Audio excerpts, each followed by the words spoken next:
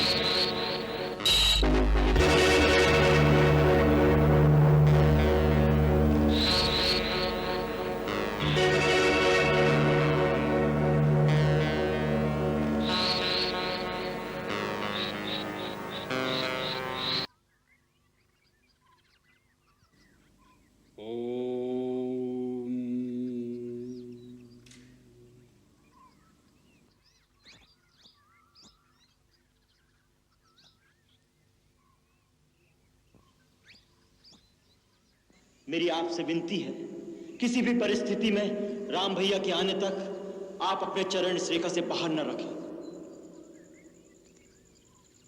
मुनिराज, मैं आपके लिए भोजन लाई हूँ, ये लीजिए। जो कुछ देना है यही ले आओ। भगवान, मैं इस सीमा से बाहर नहीं आ सकती, आप ही को कष्ट करना होगा। देवी, तुमको यारी कन्या नहीं लगती?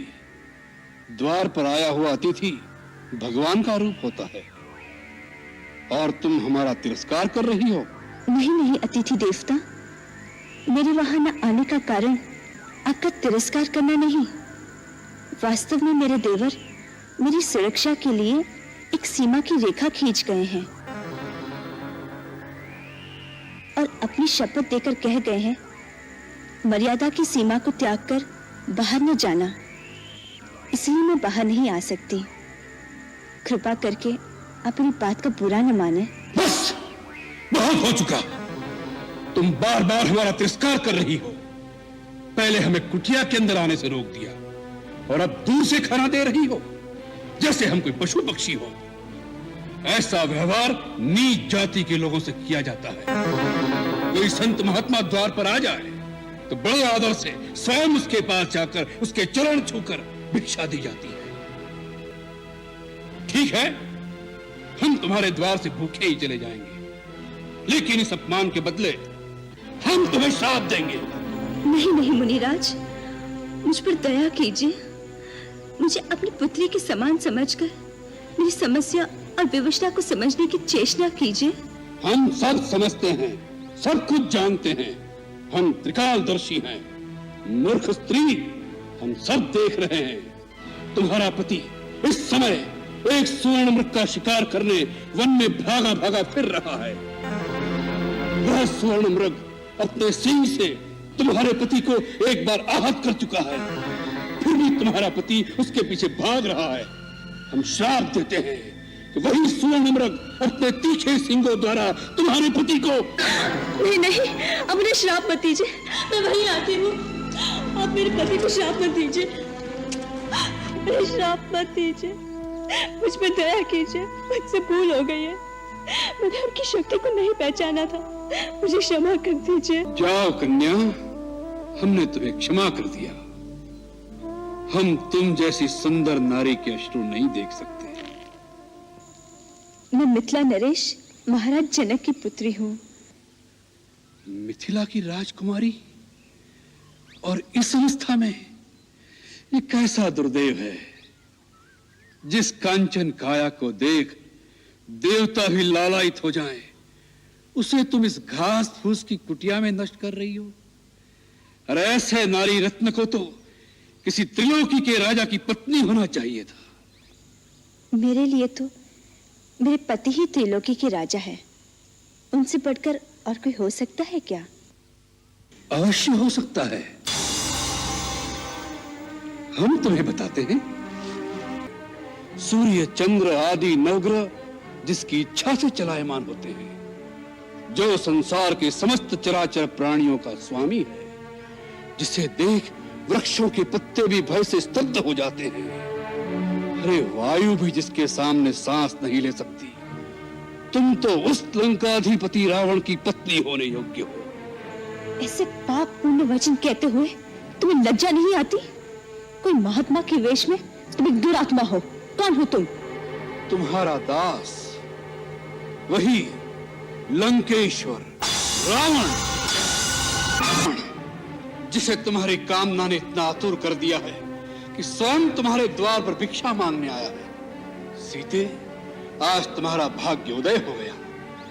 कल से हमारे राजमहल में 5000 स्त्रियां पटरानी की भांति तुम्हारी सेवा करेंगी। धूर्त, तुमने ये कैसे सोच लिया कि तुम अपने वैभव का बखान करोगे और सीता तुम्हारे साथ चल देगी? तुम इसी समय यहाँ से चले जाओ, नहीं तो मेरे पति एक ही बाण में तुम्हें तुम्हारी लंका सहित जला के भस्म कर देगी। तुम जिस पति का मान करती हो, वह तो धरती पर रेंगने वाला एक मानव मात्र है। वह तो इन मानवों को फल मूल की भांति अपना आहार समझते हैं।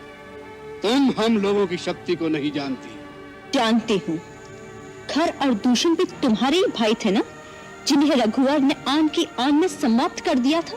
तुम्हारा ये साहस, एक गीदड़ होकर सिंघनी की कामना कर रहे हो। तुम्हारा अंत समय आ गया है। यदि प्राण प्यारे हो तो अभी समय है, चला जाए यहाँ से। तुम्हारा ऐसा अपमान करने का साहस आज तक किसी ने नहीं किया। इसका परिणाम जानती हो? और एक पतिव्रता सती की ओर ऐसी कुदृष्टि डालने की मूर्खता भी किसी ने नहीं की होगी। इसका परिणाम जानते हो? तेरा ही नहीं, तेरे सारे कुल का सर्वनाश हो जाएगा। मूर्ख, हट जा मेरे सामने से। फिर से उस रेखा के अंदर जाना चाहती है? स्त्री एक बार अपनी मर्यादा की रेखा से बाहर आ जाए, फिर उसका वापस जाना असंभव हो जाता है। सीते, अब तुम्हें रावण के हाथों कोई नहीं बचा सकता। इसलिए चुपचाप अपनी सम्मति से मेरे साथ चलो। लक्ष्मण, कहाँ भैया? लक्ष्मण, पुकार ले और पुकार। लक्ष्मण, इस समय वो रण बहुत दूर हैं, तुम्हारी पुकार उन तक नहीं पहुंच सकती। सीते, चलो।